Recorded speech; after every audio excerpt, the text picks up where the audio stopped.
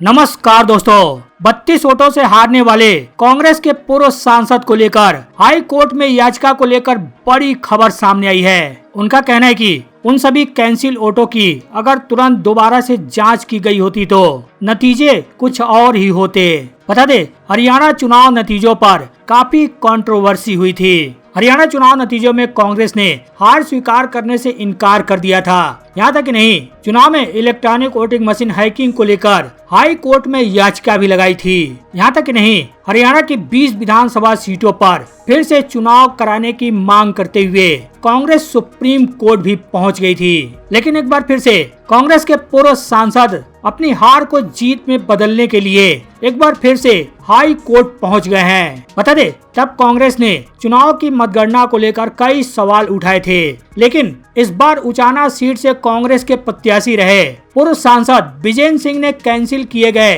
150 postal ballot वोटों की rechecking न किए जाने को लेकर न केवल सवाल उठाए हैं, बल्कि इसको लेकर हाई कोर्ट में याचिका भी लगा दी है। बता दे, इसी सीट पर कांग्रेस प्रत्याशी विजेंद्र सिंह को महज 32 वोटों से हार का सामना करना पड़ा था। बता दे, हरियाणा में 5 ऐसी सीटें थी जिस पर बहुत ही कम मार्जिन से कांग्रेस के प्रत्याशियों को हार का सामना करना पड़ा था, जिसमें ये उचाना सीट भी शामिल है, जिस पर कांग्रेस प्रत्याशी विजेंद्र सिंह उम्मीदवार थे। वो 4 और कौन सी सीटें थी जिस पर कांग्रेस प्रत्याशियों को बहुत ही कम मार्जिन से हार का सामना करना पड़ा था, उसको बताने से पहले आपको बता दें कि याचिका दाखिल करने के बाद कांग्रेस के पूर्व सांसद विजेंद्र सिंह ने कैंसिल वोटों को लेकर क्या कहा है। विजेंद्र सिंह का कहना है कि जो कैंसिल वोट होते हैं, यदि उसका अंतर हार जीत के अंतर से यदि ज्यादा है तो गिनती खत्म होने के बाद उन सभी कैंसिल वोटों की दोबारा से जांच रिटर्निंग अधिकारी को मौके पर करनी होती है, वो भी सीसीटीवी के सामने। लेकिन ऐसा नहीं हुआ। उनका कहना है कि एग्जैक्ट मेरे को संख्या तो नहीं पता है, लेकिन जो बताया गया है मुझे लगभग 150 से 60 वोट ऐसी हैं जो सिर्फ इसलिए कैंसिल की गई क्योंकि लिफाफे के ऊपर जो स्कैनर था उनकी स्कैनिंग नहीं हो पा रही थी, इसलिए उनको रिजेक्ट के डिब्बे में डाल दिया गया। उनका कहना है कि जबकि इलेक्शन के रूल हैं, क्लियर प्रावधान है, जिन वोटों की स्कैनिंग नहीं होती है तो उन लिफाफों को कैसे खोलना है इसकी भी प्रक्रिया है जो गिनती के दौरान नहीं की गई। उनका कहना है कि ये जो पूरी प्रक्रिया है हमारी गिनती में मिस हो गई है। विजेंद्र सिंह का कहना है कि इसी को हमने मुख्य आधार बनाकर याचिका दायर की है। बहरहाल उनकी याचिका पर कोर्ट में कब सुनवाई होती है और सुनवाई होती है तो फैसले में क्या निकलकर सामने आता है, या तो सुनवाई के बाद ही पता लग पाएगा। लेकिन आज नहीं, नतीजों के दिन से ही कांग्रेस धांधली का आरोप लगाती आ रही थी। कांग्रेस ने नतीजों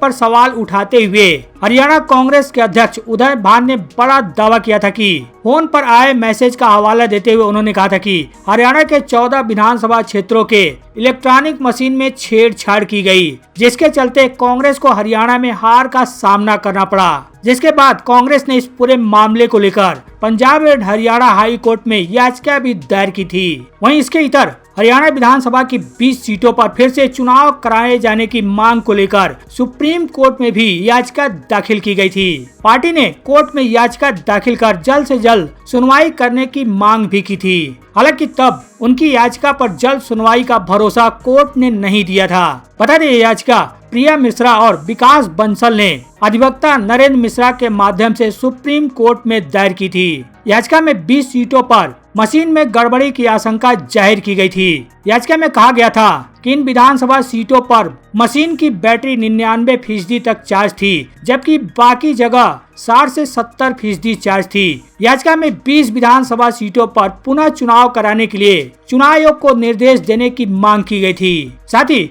मशीन को स्टोरेज करने के लिए निर्देश भी मांगे गए थे। हालांकि हरियाणा चुनाव नतीजों को लेकर कांग्रेस के एक प्रतिनिधि मंडल ने चुनाव आयोग से मुलाकात भी की थी, जिसमें केशव वेणुगोपाल, जयराम रमेश, पवन खेड़ा और अजय माखन जैसे वरिष्ठ नेता शामिल थे। इन नेताओं ने दिल्ली में चुनाव आयोग के अधिकारियों से मुलाकात कर चुनाव के नतीजों पर आपत्ति जताई थी। हालांकि इन याचिकाओं पर सुप्रीम कोर्ट में और पंजाब हरियाणा हाई कोर्ट में सुनवाई हुई कि नहीं हुई, इसको लेकर अब तक कोई खबर सामने नहीं आई है। लेकिन कांग्रेस को जिन 5 सीटों पर सबसे कम मार्जिन से हार मिली थी, उनमें तो एक सीट के बारे में आपको बता चुका हूं, जिसमें उचाना कला की सीट शामिल है, जिस पर कांग्रेस के प्रत्याशी रहे पूर्व सांसद विजय सिंह महज 32 वोटों के अंतरों से हारे थे।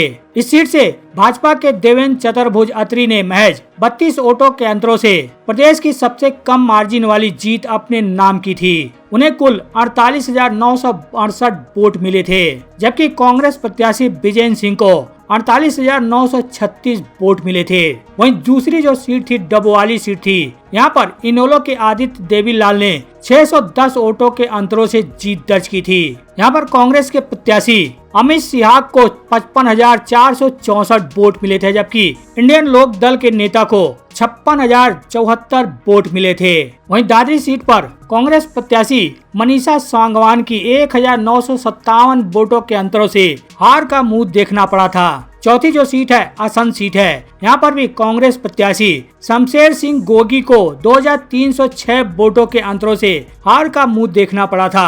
पांचवा जो सीट है होडल विधानसभा सीट है, यहाँ पर कांग्रेस प्रत्याशी उदय भान को 2,595 वोटों के अंतरों से हार का सामना करना पड़ा था। हालांकि डबवाली, दादरी, असंध और होडल सीट पर कांग्रेस प्रत्याशियों के हार का जो मार्जिन है वो थोड़ा ज्यादा है, लेकिन उचाना कला सीट पर, जिस पर कांग्रेस के पूर्व सांसद विजय सिंह प्रत्याशी थे, उस पर सबसे कम वोटों के अंतरों से यानी 32 वोटों के अंतरों से हार का सामना करना पड़ा था। वहीं आपको बता दें, बिहार विधानसभा चुनाव भी नजदीक आता जा रहा है। जैसे जैसे बिहार विधानसभा चुनाव का समय नजदीक आता जा रहा है, वैसे वैसे पार्टियां रणनीति बनाने में और भी तेजी करने लगी हैं। इसी कड़ी में बिहार विधानसभा चुनाव को लेकर महागठबंधन में भी रणनीति बनी है। विधायक दल की बैठक में बड़े फैसले लिए गए हैं। महागठबंधन के विधायक दल की बैठक में तय हुआ है कि समय पर सीटों का बंटवारा होगा। आरजेडी के सहयोगी दलों को उचित सम्मान मिलेगा।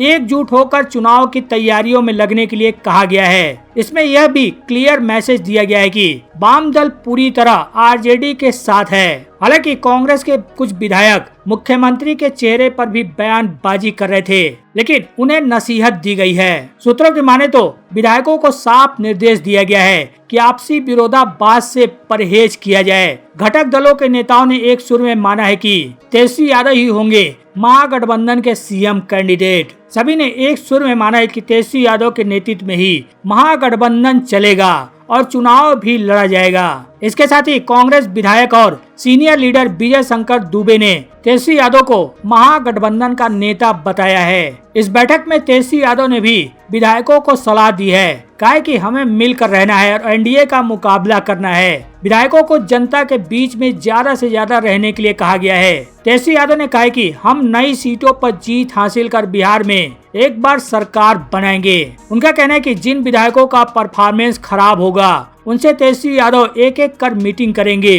तेजस्वी यादव ने विधायकों को चुनाव की तैयारियों में लग जाने के लिए कह दिया है। बैठक की अध्यक्षता करते हुए तेजस्वी यादव ने कहा कि हमें विधानमंडल के दोनों सदनों में उन मुद्दों को उठाना है जिनसे जनता का सीधा वास्ता है। अगर नीतीश सरकार उचित नोटिस नहीं लेती है तो उन मुद्दों को लेकर हम जनता के बीच भी जाएंगे। इसमें महागठबंधन की पहल और आवाज एक होनी चाहिए। एकजुटता का संदेश ही हमें अपने लक्ष्य में सफल बनाएगा।